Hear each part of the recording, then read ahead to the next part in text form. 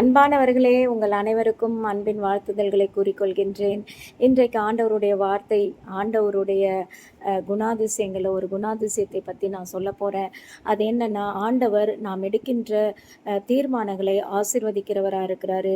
நாம் எடுக்கின்ற தீர்மானங்களை ஹானர் பண்ணுறவராக இருக்காரு.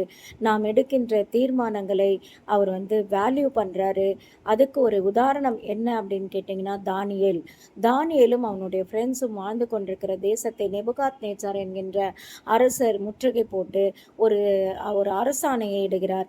இந்த தேசத்தில் வாழ்கின்ற அனைத்து வாலிப பிள்ளைகளை கொண்டு வாங்க அப்படின்னு சொல்லும் பொழுது, அதில் தானியேலும் அவனுடைய நண்பர்களும் வந்து நிற்கும் பொழுது அங்கே ஒரு ஆர்டர் போடுறாரு ராஜா, நேபுகாத் ராஜா. என்னன்னா, நான் சாப்பிடுகிற ராஜாவின் உணவு பதார்த்தங்களையும் நான் அருந்துகிற திராட்சரசத்தையும் அதனுடைய பங்கை எடுத்து இந்த வாலிப பிள்ளைகளுக்கு 3 வருடங்கள் கட்டாயமாக கொடுக்கப்பட வேண்டும். 3ஆம் வருடத்தின் முடிவில் யாருடைய தேக வளர்ச்சி அதிகமாக ஸ்ட்ராங்காக இருக்குதோ, யாருடைய அறிவு வளர்ச்சி முதிர்ச்சி அடைந்திருக்கிறதோ, யாரெல்லாம் அறிவில் சிறந்தவர்களாக இருக்கிறார்களோ, திறமை உள்ளவர்களாக இருக்கிறார்களோ, அவர்களை என்னுடைய அரசாங்க பணியிலே நான் அவர்களை அமர்த்தி கொள்வேன் என்ற ஆணையை இடும் பொழுது, அங்கே தானியேல் என்ன சொல்கிறார் என்றால், எனக்கு ராஜா சாப்பிடுகிற உணவு எனக்கு வேண்டாம், என்னுடைய சாப்பாடையே நான் சாப்பிடுகிறேன், நான் வழக்கமாக சாப்பிட்ற சாப்பாடை சாப்பிட்றேன்னு சொல்லி அங்கே அவருடைய பிரின்சிபல் டிசிப்ளினை அவர் கடைப்பிடிக்கிறாரு. அதை டிசைட் பண்ணுறாரு, முடிவெடுக்கிறாரு. அதுக்கப்புறம் அதை டெலிவர் பண்ணுறாரு.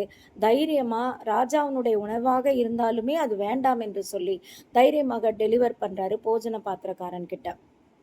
அப்போது ஆண்டவர் இதையெல்லாம் பார்த்து அந்த போஜன பாத்திரக்காரனுக்கு ஒரு இரக்கத்தையும் தயவையும் தானியேல் மேலே காட்டும்படி ஆண்டவருடைய அருளை அந்த போஜன பாத்திரக்காரன்கிட்ட ஆண்டவர் கொடுக்குறார்.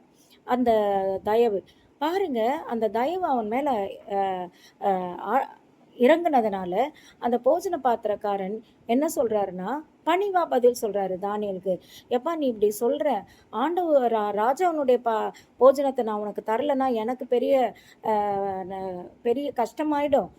அதனால் அதை எப்படி நான் தராமல் இருக்கிறதுன்னு கேட்கும்போது தானியல் சொல்கிறாரு, எனக்கு 10 நாள் நீங்கள் அந்த மாதிரி டெஸ்ட் பண்ணி பாருங்கள், அதுக்கப்புறம் 10ஆவது நாள் முடிவில் பாருங்கள், அதுக்கப்புறம் நீங்களே முடிவு பண்ணிக்கோங்கன்னு சொல்லி ஒரு சேலஞ்ச் கொடுக்குறாரு. அதே போல் அந்த போஜன பாத்திரக்காரன் தானியலுக்கு 10 நாள் மரக்கறிகளையும் தானியல் வழக்கமாக சாப்பிடுகிற சாப்பாடுகளையும் காய்கறிகளையும் பதார்த்தங்களையும் வைக்கிறான். 10 நாள் முடிவில் தானியேலை பார்க்கும்போது பார்த்தீங்கன்னா, அவனுடைய ஃப்ரெண்ட்ஸும் நிற்கும் பொழுது ராஜாவினுடைய உணவு பதார்த்தங்களை சாப்பிட்டவங்களை காட்டிலும் இவர்கள் புஷ்டியும் நல்ல தேக ஆரோக்கியம் உள்ளவர்களாக, நல்ல சுறுசுறுப்பு உள்ளவர்களாக, நல்ல அறிவில் சிறந்தவர்களாக, நல்ல தெளிந்தவர்களாக காட்சி அளிக்கிறாங்க. இதிலிருந்து என்ன தெரியுது அப்படின்னு பார்த்தா, ஆண்டவர் நம்முடைய டெசிஷனை தாங்க ஆசீர்வதிக்கிறாரு. நம்ம ஒரு தீர்மானம் பண்ணணுங்க. நம்ம தீர்மானமே பண்ணாமல் எல்லா பழியும் ஆண்டவர் மேலே போடக்கூடாது. அவரே நமக்கு செய்து கொடுப்பாருன்னு நம்ம ஒரு தீர்மானம் தைரியமாக எடுக்கணும், தைரியமாக டெலிவர் பண்ணணும். நான் இப்படி தான் அப்படிங்கிறத ரெஜிஸ்டர் பண்ணணும்னு ஆண்டவர் விரும்புகிறார். அப்படி நம்ம பண்ணும்பொழுது அதை நம்முடைய தீர்மானத்தையும் தீர்மானத்தின் உறுதித்தன்மையையும் நம்முடைய போல்டாக அந்த வெளிப்படுத்துகிற அந்த டெலிவரியையும் அவர் பார்த்து ஆண்டவர் ஹானர் பண்ணுறார். தானியல் விஷயத்தில் பண்ண தேவன் நம்ம விஷயத்திலையும் நம்மளுடைய முடிவுகளை அவர் செம்மையாக ஆசீர்வாதங்களாக அவர் மாற்ற அவர் தயாராக இருக்கிறார். நாம தான் நம்ம முடிவுகளை எடுப்பதில் நம்ம தயங்கி நிற்கிறோம். இன்றைக்கி யாரெல்லாம் நம்ம முடிவெடுக்கிறதுல தயங்கி நிற்கிறோமோ உங்களை பார்த்து தான் நான் பேசுகிறேன். தைரியமாக முடிவெடுங்க, தைரியமாக டெலிவர் பண்ணுங்கள். நான் இப்படி தான் சொல்லுங்கள்.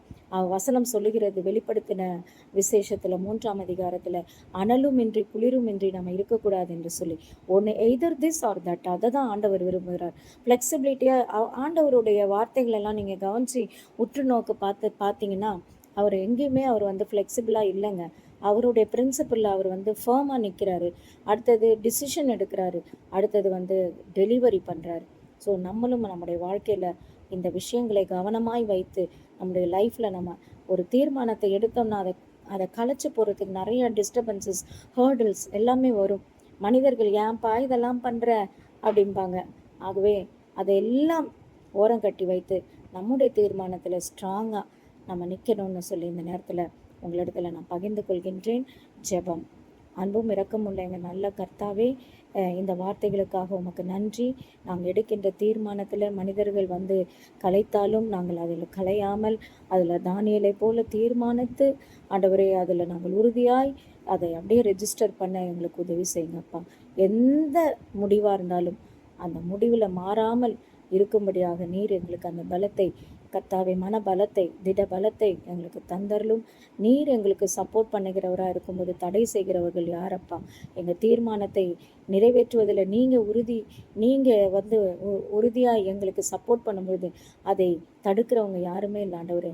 எங்களுக்கு உதவி செய்யுங்க. இனி வரும் காலங்களில் நாங்கள் ஒரு தீர்மானத்தை யோசித்து எடுத்து அதில் ஸ்டாண்ட் பண்ணி அதில் அப்படியே நாங்கள் உம்முடைய சப்போர்ட் எடுத்து நாங்கள் ஆசீர்வாதங்களையும் நன்மைகளையும் பெற்றுக்கொள்ள எங்களுக்கு உதவி செய்யுங்க. மீட்பர் இயேசுவின் மூலம் ஜெபிக்கிறோம் நல்ல பிதாவே. ஆமென். God bless you. Thank you.